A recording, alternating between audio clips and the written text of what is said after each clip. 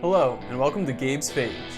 I'm Gabe from Unsolicited Designs, and in this video, I'm going to present my favorite cards from the Outlaws of Thunder Junction. I won't be discussing any mythic rares.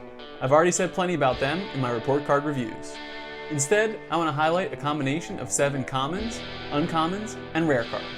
These are all cards that, as I'm recording before the set's actual release, I believe may be overlooked. And since this video is coming out well after release, we'll see where my picks land. These selections are also cards that I'm planning to personally use in my own decks. Maybe I'll convince you to give them a try for yourself. And I hope to earn a like and subscribe from you by the end of the video. Without further ado, here are my favorite cards from the Outlaws of Thunder Junction.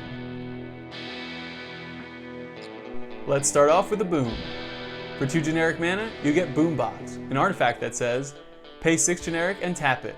Sacrifice Boombox, destroy up to 1 target artifact, up to 1 target creature, and up to 1 target land. It's not often that a clean 3-for-1 is printed, and for it to be accessible to any color, to my knowledge, is unprecedented. There will essentially always be a creature that needs to be killed, and maybe not a must-kill artifact, but certainly there'll be plenty of incidental targets. And the number of powerful utility lands only continues to grow. I'm of the opinion that you should have at least 2 ways to destroy a land in your deck. You may not always need it, but I am always happy to see it when I draw one. And if my opponents ever deploy man lands or other powerful utility lands, I feel much better knowing that I have ways to deal with it in my deck. Now, Boombox isn't cheap, but it does deal with a good mix of threats. It can be activated at instant speed, and it can slot into any deck that you want. Plus, for you politicians out there, you can choose targets owned by different players. That way you can be seen as magnanimous, or maybe just hated equally. So if you're having a hard time finding room for all of your removal in your deck, consider a card like Boombox to help you consolidate your options while at the same time exploding your opponent's options. Yes, I'm aware of the irony of an explosive making your deck more compact. 3, 2. Right, here comes the implosion. Implosion? But I thought you said... Speaking of utility lands that you may want to destroy, here's Sandstorm Verge, a non-basic land with a desert subtype that says, tap to add 1 colorless. Also, for 3 generic, you can tap it and target creature can't block this turn. Activate only as a sorcery. Sandstorm Verge offers a twist on lands that provide evasion. I can't say that it's a straight replacement for Rogue's Passage, but it definitely supplements it. And in truth, it occupies a markedly different space. If you need just 1 creature to get through any number of blockers, then Rogue's Passage is the way to go. But if you have any number of creatures that you want to get through just 1 blocker, then Sandstorm Verge has you covered. For example, if you have 3 2/2s versus an opponent's lone 3/3, you could attack with everything, lose 1 creature in the process, and deal 4 damage to your opponent. In this same scenario, Rogue's Passage will let you attack for 2 damage entirely unblocked. But if you substitute Sandstorm Verge instead, their 1 3/3 will be unable to block, and you can get in for all 6 damage. I can envision plenty of scenarios just like this, and if your deck is aggressive, Verge seems like a fabulous inclusion to have at your disposal. I would have loved to see the Activate Only as a Sorcery clause drop from this card, since then you could kindly open the door for your opponent's attack through as well. But regardless, this land can help you push through a lot of damage. So give Sandstorm Verge a try, and leave your opponent's blockers in the dust. Next pick is Metamorphic Blast. For 1 blue, you have an instant with Spree, which means choose 1 or more additional costs. For 1 generic, until end of turn, target creature becomes a white rabbit with base power and toughness 0/1. And for 3 generic, target player draws 2 cards. It can be very difficult finding room in your deck for all the cards that you want. There are certain elements you just have to have.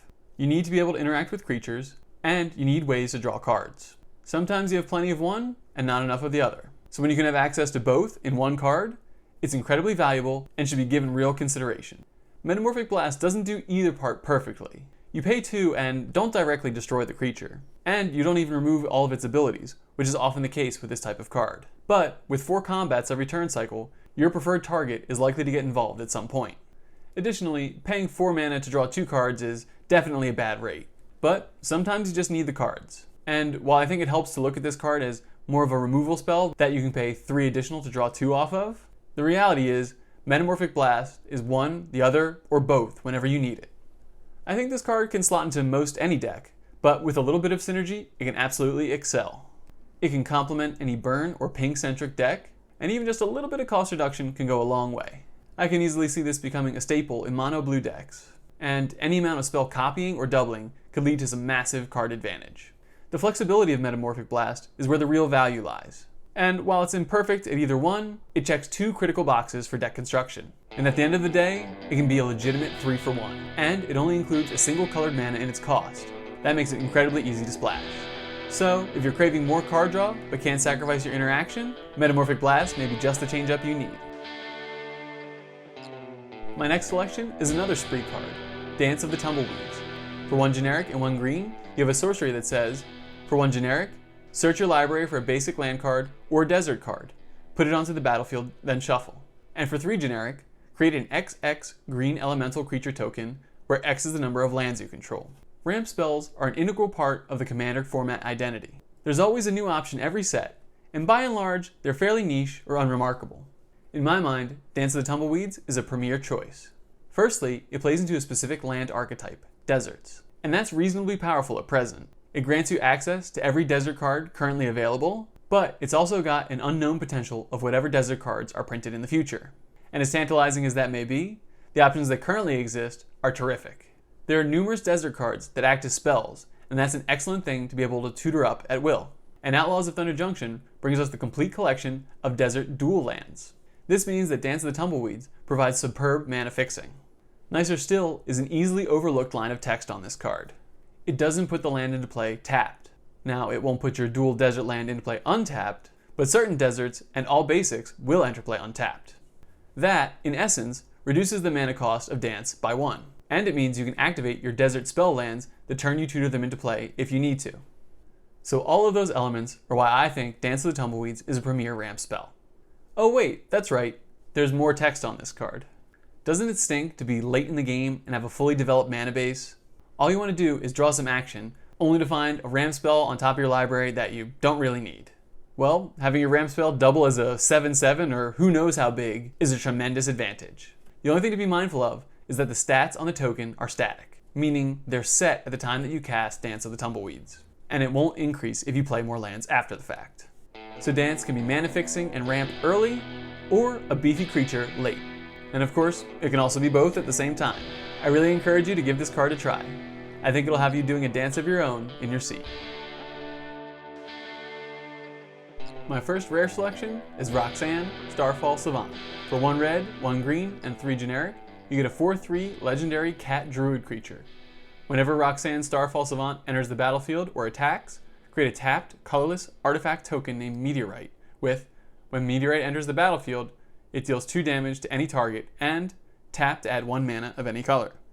Whenever you tap an artifact token for mana, add 1 mana of any type that artifact token produced.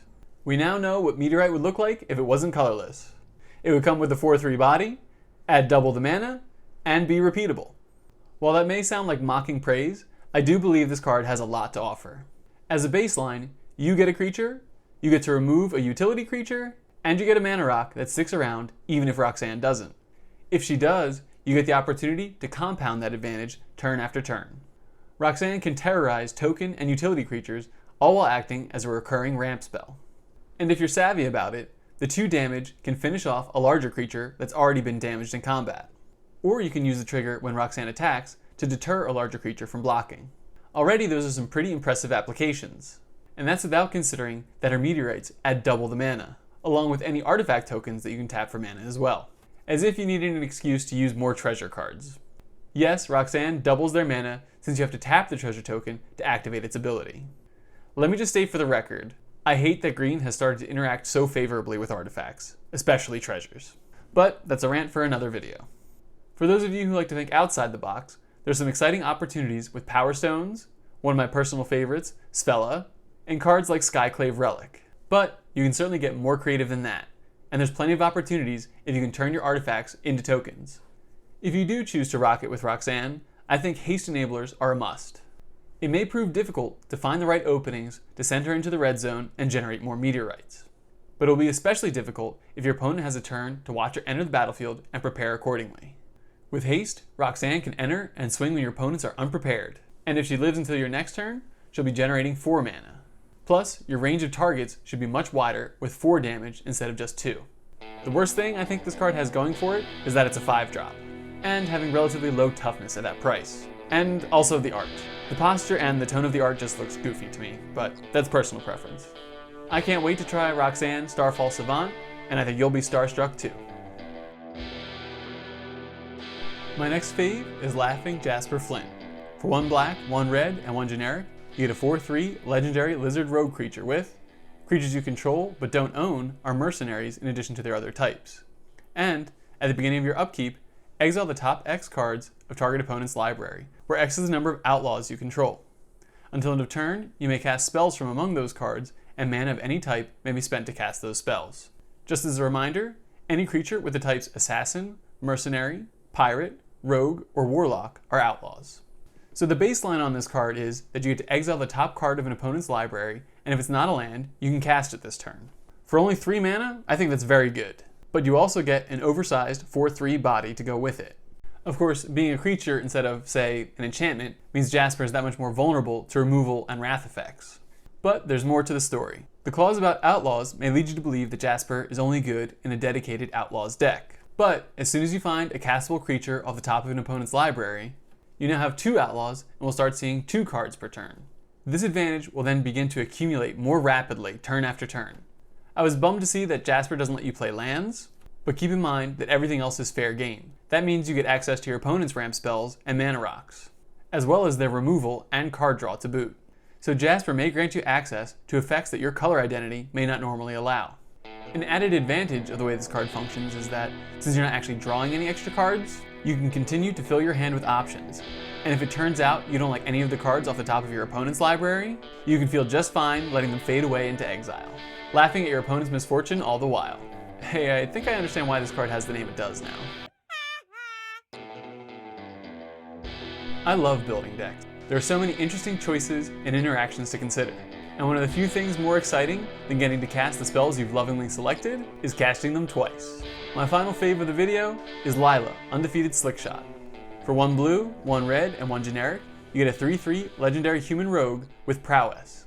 Lilah also says, whenever you cast a multicolored instant or sorcery spell from your hand, exile that spell instead of putting it into your graveyard as it resolves. If you do, it becomes plotted.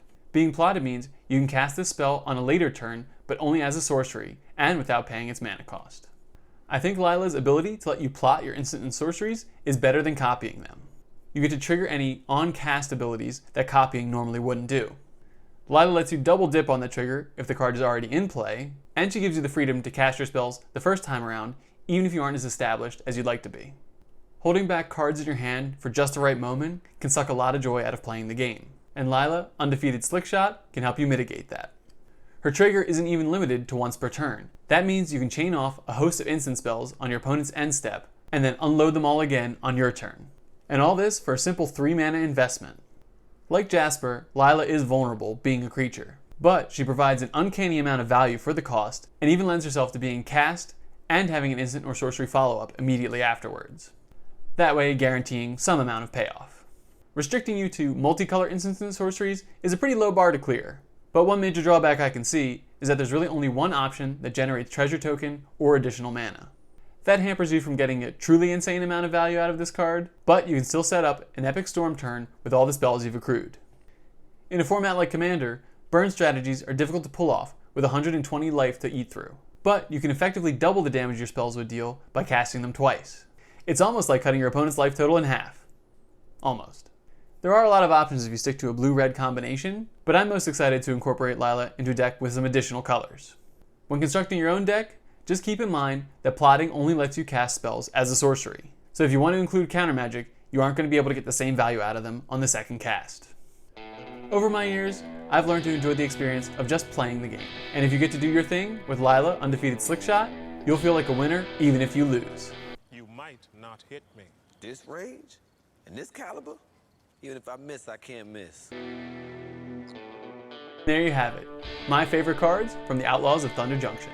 What do you think of my picks? Were you excited for any of these cards as well? Or did I give you some new ideas to consider? Let me know in the comments. I hope I earned a like and subscribe from you, and I'd love it if you shared this video. And you can follow me on X at UnsolicitedMTG for more nonsense and channel updates. Check back in next week when Colin, Sean, and I have our comprehensive discussion of the set in Critics of the Coast Episode 3. We cover everything from flavor to art to mechanics. I hope you'll check it out. Thanks so much for watching. I'm Gabe from Unsolicited Designs and Who Asked Me Anyway?